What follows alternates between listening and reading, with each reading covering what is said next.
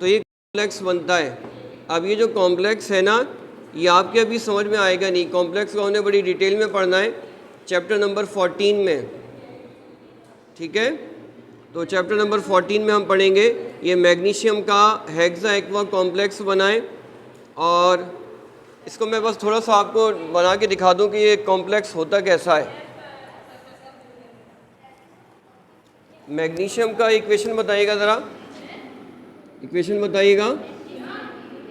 MgCl2 plus 6 water,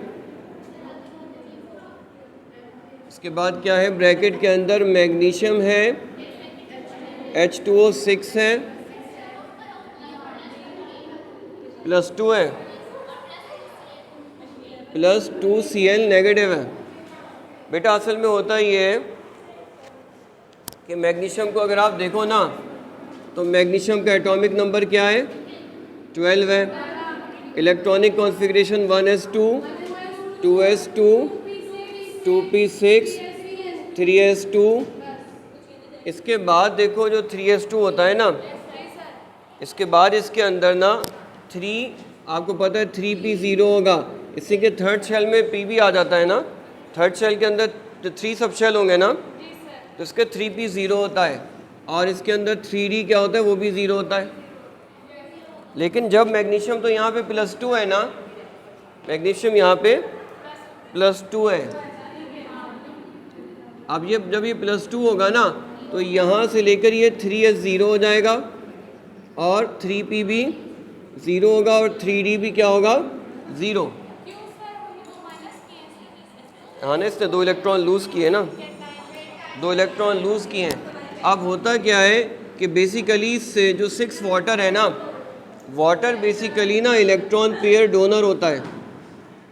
water जो है ना वो इलेक्ट्रॉन पेयर डोनर होता है। तो यहाँ पे 6 वाटर आ रहे हैं, एक वाटर इधर आया, और दूसरा, तीसरा और ये चौथा, 4 वाटर आ गए। और यहाँ पे डी के अंदर भी वैकेंसी है ना,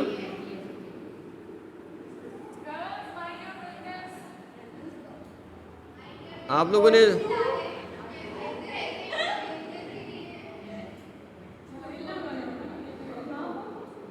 ये देखो इस तरीके से 6 वाटर्स आते हैं।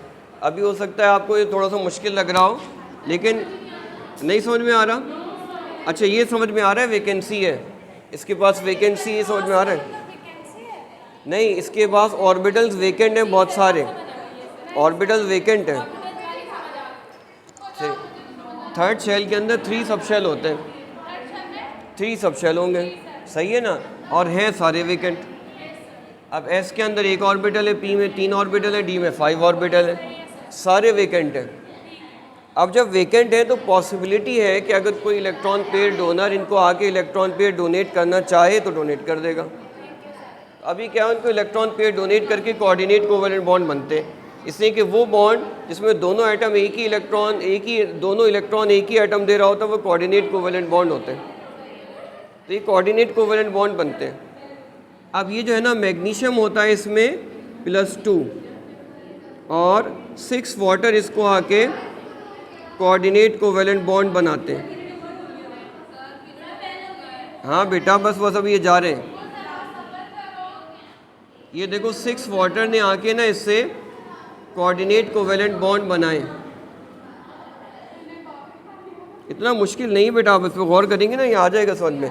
और तो ये 6 वाटर ने इसको कोऑर्डिनेट कोवेलेंट बॉन्ड बनाए, ठीक है। अब देखो मैग्नीशियम तो +2 है ना, और वाटर है न्यूट्रल। मैग्नीशियम +2 है, वाटर है न्यूट्रल, और इस +2 को बैलेंस करने के लिए 2 क्लोराइड आयन होते हैं।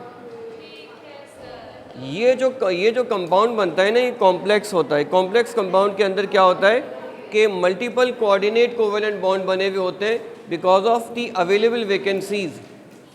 अवेलेबल वैकेंसीज की वजह से कई सारे जो है ना कोऑर्डिनेट कोवेलेंट बॉन्ड बने हुए होते हैं। ये मैग्नीशियम का हेक्सा एक्वा कॉम्प्लेक्स है, इनकी नेमिंग बड़ी डिटेल में पढ़नी है। शॉर्ट में ये मैग्नीशियम का हेक्सा एक्वा कॉम्प्लेक्स है कि 6 वाटर के साथ एक कॉम्प्लेक्स बना हुआ है।